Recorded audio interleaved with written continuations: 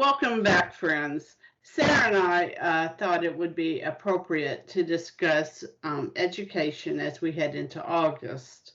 The title of this essay is The Lord Taught Them, Proper Roles of Educators. So we're in August, and I was just pulling up some very, very basic, very brief stats on education in the U.S.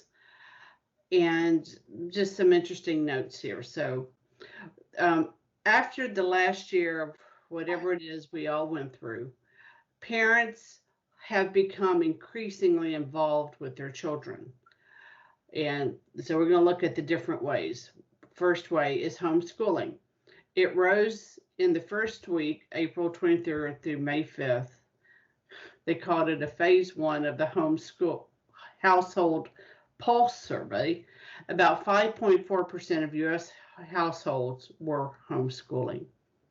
By the fall, 11.1% of the households, this would be in the September 30th, October 12th, reported homeschooling. Huge. I mean, that's over double. Yeah. It's over double.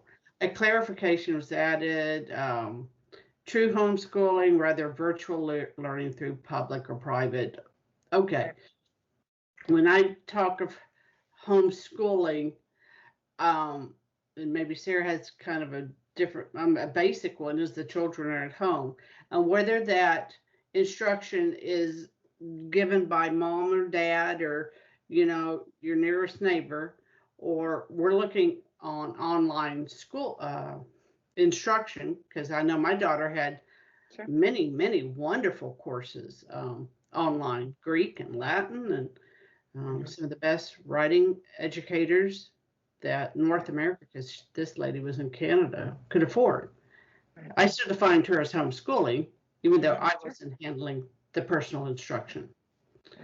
Okay. Additionally, those choosing traditional modes of schooling. So homeschooling is one block that shows parents have become increasingly involved, but that's not the only one. Even for those who are sending their children off to a place, parents are speaking at school boards about their concerns of their kids being indoctrinated.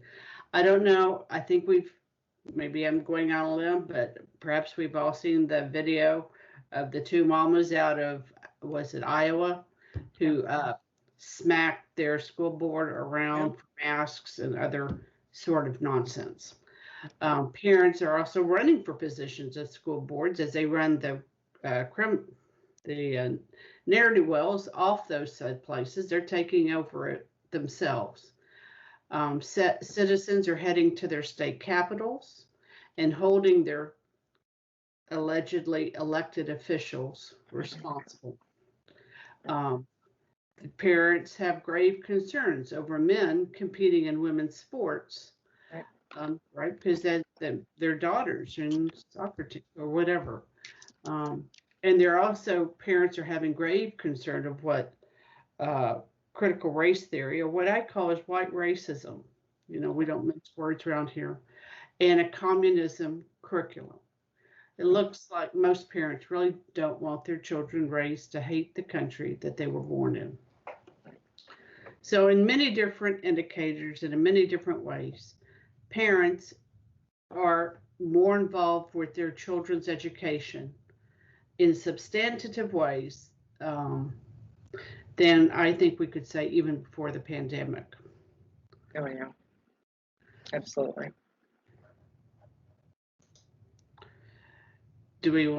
Yeah, I mean, if you want me to make a quick comment on that, if I may, I think that it's very interesting how rapidly the human memory, it's so abridged. We basically have about 20 years of active memory, and then everything that precedes that is considered tradition, more or less. And so the United States really has been undergoing what I would call a 100-year experiment on education, right? From the very beginning with the schools of thought that were coming out of Chicago, trying to really implement a methodology of education that they thought was going to be fundamentally necessary in the production of workers, not necessarily educators. And so there's been a very, very slow incremental change over time from what was recognized as the liberal arts, right? Those things that were tended toward higher thoughts, and the servile arts, the things that were necessary, the craftsmen and people who could make shoes or cars or autos, right? There's been a very big move in separating those two forms of education. And in the separation of those two forms of education, you're really creating a have and a have-not system within our school system. And I think in some ways parents are becoming aware of the fact that their children are no longer being educated. They're simply being automated, more or less, or being instructed in the necessary requirements for manufacturing or for low-level jobs, as it were, as opposed to really being educated for education's sake, which is what? Faith, seeking understanding, that true understanding of what education really is. And we are so far removed from that. And I think that this time home with the children really actively seeing, for the first time, the parents actively seeing what their children were being taught underneath the guise of education was eye-opening, because although that experiment has sort of been going on for the past 100 years, right, more or less, it's really become very intense in terms of its redirectioning of the education of the children, really in the past, fundamentally, I would say 10 years. 20 years in some of the outlying, more elite school systems, but trickling down into even the lower school systems, the ones who have to buy their books from California because California's got the biggest readership, right? So all the books are published based upon California curricula. So yeah, it's an interesting time right now, that shift, that demographic shift away from recognizing that the expert teaches your child to the recognition that actually, in fact, you as the parent do have all the necessary requirements to instruct your children, has been pretty shattering, like mind shattering, this past 12 months. I agree. And when you talked about, whenever I hear the word division within the human society, I'm not saying division always is of this track, but when I hear like we're going to put one group of people in one class against another people, I always think Diablos and devil. That's the root of the word devil, is division. And Sarah hit on something, and it ties back to what we had about leisure, the liberal arts and the servile arts. And together, they make up the human community, the human person. There's no the writer, the philosopher is ever so grateful that the mill worker has cut down the trees to make the paper, so that he can sit down and wonder about how Kant has affected things, for the past 250 years. They go together. They do, absolutely. Yeah. And when you try and pass off education and give it like catchy little phrases like STEM education, right?